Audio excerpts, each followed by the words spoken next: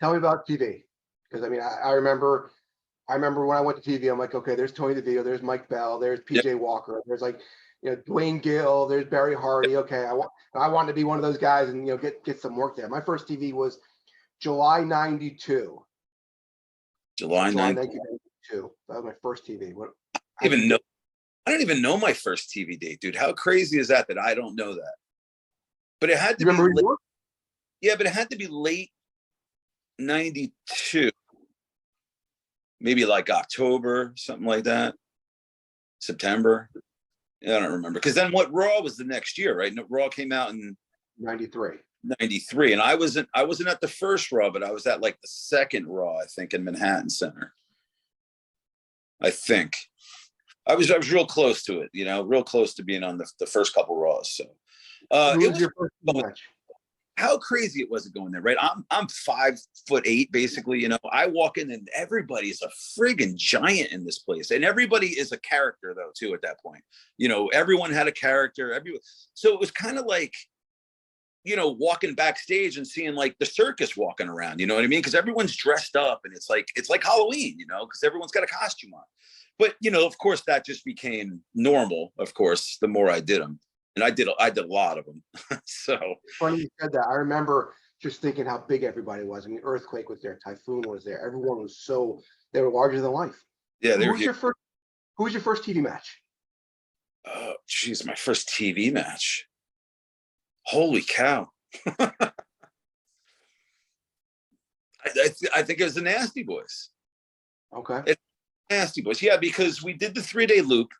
And we didn't work. So it was either a 2 or 3 day loop. So we didn't work the first night or 2 nights, whatever the loop was. The third day, me and Bell went up to Tony Gurria and we said, hey, could we like show you like what we got? Like, can we do like a match for you in the ring and just show you that we can work so you can put us on the show? Like we want to wrestle. And Tony let us go out there and do a match. And a couple of the boys kind of were at ringside. It wasn't like it is nowadays where everyone hung out at ringside, how it is now. It wasn't like that back then. So very few people were in the arena. We had a match, and Skinner was there. He's sitting like, I don't know, he's just in the building. He was the first guy. He grabbed us. He goes, hey guys, that was a pretty good little match you guys did. And he goes, I'm going to let them know that I think they should put you guys on and stuff. And it was awesome. And and then I got on that night, Nasty Boys. So that was my first TV. Skinner was my first match. Skinner was your first match. How crazy is that? Dude, he was the first guy that ever said anything to us like that, and it was the first 3 days we ever booked with them. And then we got booked very consistently after that. Tell me about some of the big names you got to work with. Oh, dude, I worked with almost everybody. I mean, I worked with Undertaker. I worked with, Kevin Nash. I worked with Shawn Michaels. I worked with Scott Hall. I worked with Mr. Perfect. 1, 2, 3 Kid. I worked Aldo Montoya. I was there for that. I think I was there for that. That was pretty cool working him like that. That was pretty cool. Oh man, I mean, I don't know, man. I've worked so many guys. I've worked almost every big name that was there at that point. Yokozuna. There's just so many, dude. There's so many. Who are your favorite guys to work with? Bob Holly was awesome back then. He really was, because he loved working with me. Every time me and him had a match, he's like, oh, this is great, dude. And he always gave me so much in a match, And I liked working with 1, 2, 3 Kid back then, because it's for the same reason. He let us work a match. He gave us stuff. That was really cool. Marty Jannetty was one of my favorite opponents because he let me call the whole match. And I was like, you want me to call? He goes, yeah, just come back and tell me what you got. So I called the whole match. All right. And we did everything I said. His finish, everything. I was like, all right. That was pretty cool. Who were your least favorite guys to work with on TV? Well, the Nasty Boys, definitely. But I only worked them that one time. They, because let's face it, everything, it's supposed to be a work, right? And I'm pretty green at the time. And dude, they came in and he lit me up with those friggin' little flipper forearms he did. And I was like, holy cow, like I'm eating these things to the face. And I'm like, okay, I guess they're making sure I sell these things, which, you know, I understand that now. And things were different back then. God forbid you beat somebody up today, you know, but we just took it and we came back for more, you know, so. Did you ever work the Quebecers? No, but I worked Johnny Polo. Does that count? Yeah. No, the Quebecers are, they were not on the top of my list for. No, I didn't work with them. That would have been cool though. I'd like to work PCO now. I like to work with him now. Yeah. I don't know if I can keep up with him though. He looks good. Yeah. What did you do besides the TV matches? I know you did some fan fests and other things like that. You mean for WWF at the time? Yeah, during this time frame. Yeah, so like we did a lot of cool things with them, dude. We shot a couple of commercials for them for Survivor Series. We did like King of the Rings for them. So we dressed up in costumes. Like I was in like an ape suit. Mike Bell was dressed up like a king. Who else? But we did 2 of those commercials. So we did them 2 years in a row. That was really cool. We did them with Jerry Lawler, which was pretty cool. We went to like a TV studio. We shot the whole commercials. That was awesome. So we did that. We did WrestleMania 10 and 11. We did the Doink the Clowns in the Dunk booth. Pretty fun. You know, just listen, man, we got booked for both those WrestleManias. That was awesome. I mean, I didn't work the shows, of course, but just being there backstage, WrestleMania 10, WrestleMania 11, I mean, the Garden, and then next year was in Connecticut. Those were awesome experiences, man. Got to do the fan fests. That was a great time. That was really cool.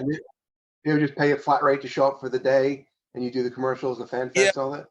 I think they paid us per session back then, like, because there was sessions for the no, it's probably per day. I would say it's probably per day. It had to be. Yeah, but you know, we did all the fan fest, which I think was 3 days back then, or 4 days. And then we did TVs right afterwards. So I mean, we did a whole huge loop with them. Oh man, I made so much money. That's great. Yeah, did you do any live events ever for the WWF? Like house shows. Yeah. Yeah, we did a bunch of, I mentioned Johnny Polo before. I wrestled him on a house show. That was one of the best learning experiences I had in my career up until that point, because I got to work a real match at a house show with a guy that wanted to work, and they weren't letting him work at that point. He wanted to work so bad. And dude, he taught me so much in one match, you know? And that was awesome, dude. That was friggin' awesome. Why'd you stop doing TV? I don't know, dude. I think TV kind of changed, right? Like it was that time when, you know, the Attitude Era was about to begin, you know, and they kind of stopped using all the job guys, you know? And, you know, I got booked consistently for like probably 4 solid years. I think it was just time, you know? But I learned a lot there, man. I learned so much. Dude, you know, you're talking about what else did I get to do there, you know? I used to go to the warehouse and train with the guys, dude. I trained with the Truth Commission. I trained with Edge. I trained with Lawrence Taylor. You know, like we did all that stuff. That was so cool, dude. And we trained with Draws. I used to go there and train with Draws all the time. That was awesome because they paid us exactly what they paid us for TV. And we just went and had fun. All right. Tell me about training with LP. I got to hear this.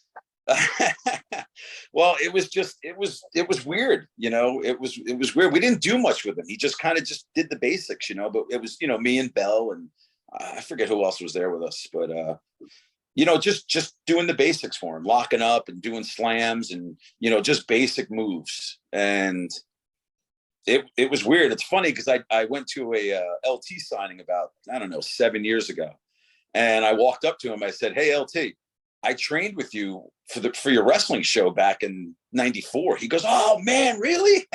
He goes, "Man, it's awesome to see you." He had no clue. No, but he treated you good at the time. Yeah, he was really cool. Yeah, he was really cool. You know, we did the whole Faker Taker too with Brian Lee. We went to the warehouse for, I forget how long that was. It was all in the warehouse back then. Did you ever get to go to the warehouse, dude? No. Dude, that place was amazing. Because that's where they stored everything, dude. Everything. We saw all the props from all the manias, from all the whatever they had stored there. You know, the steel cages, and we were such marks walking around that place because we would just walk around waiting for walking around, and dude, amazing that place was. Amazing. And now that's where like the TV studio, I guess, is set up, and like some of their recording stuff. And I don't know, they don't do much out of there no more. Were you making a living with the WWF during this time, or did you have to work another job? No, I was still working another job. I wasn't getting booked that much, but it was definitely supplementing my income at that point. You know what I'm saying? It definitely helped my income a lot. I've always worked other jobs, not always. I mean, my time at ECW, I was an ECW guy. So besides that, I was always working jobs, and you know how it is, man. We're just trying to make it on the indie circuit, and you got to support yourself somehow. And I always had kids. I had my son from day one. My wife, who, my girlfriend, who eventually became my wife, they were with me from day one. So I always had a family to support, and I had to make sure that's what I did, Any stories of any of the top guys that treat you really good? Like, I always remember Scott Hall always treated me very, very good and had nice things to say to me. Anyone? Amazing. He was amazing. The way he was to you, that's how he was with us. And he didn't have to be. I gave him nothing. You gave him nothing. Dude, me, Bell, PJ, he took us under his wing, dude. He'd bring us out. He'd buy us drinks. He'd feed us. He'd tell us things, I tell this story all the time, but they do they do that point. Well, if you see me and Mike Bell on TV, me and Mike Bell used to do the point. He loved it. He goes, that's your guys' time. You do what you do to get yourselves over. And he would do the point to us, just like he did on TV years and years later. He'd be like, and he'd point at us because he loved it. He loved it. So people don't believe my story, but that's mine. That's mine and Bell's. Yeah. Tell me about the agents. There's a lot of agents at the time. I worked with a lot of them. Who were your favorites to work with? Dude, like Tony Gurria was awesome, right? Tony was probably our number one agent throughout the whole time we were there. We had other guys handling us at certain times too. Chief J Strongbow would do it. Dude, Howard Finkel would call my house. Did Howard ever call your? Oh, I got a Howard story for you when you're done. Go. Dude, I would pop when that man would call my house. Tony DeVito, Howard Finkel, how are you today? And I mean, just to hear that man's voice on my phone, amazing, dude. Amazing man, by the way. Howard Finkel's awesome too, dude. I love that dude. I worked down at the Shore. Mike Bell came down, hung out with me when I was at work before. Oh, really? Okay. Came down, yeah. And Howard said to me, aren't you from the Shore? I'm like, I can't do a good Howard impersonation, so I'll just do it with my voice. He's like, don't you work down at the Shore? I'm like, yeah. I'm like, Seaside. He's like, I'm going to find you. I'll be there in a week. I'm like, Howard, it's a pretty big thing. He's like, I'll find you. So I'm working. I see just a regular guy with a hat walking down towards me, and all of a sudden I hear, oh, Michael, how are you? I'm like, that's Howard Finkel. Oh my God, that voice, Yeah, that voice anywhere. I mean, dude, when a new champion, when somebody won the match, it was amazing. Just the way he announced was amazing. God, he was great. What a wonderful person. Oh God, he was a great man.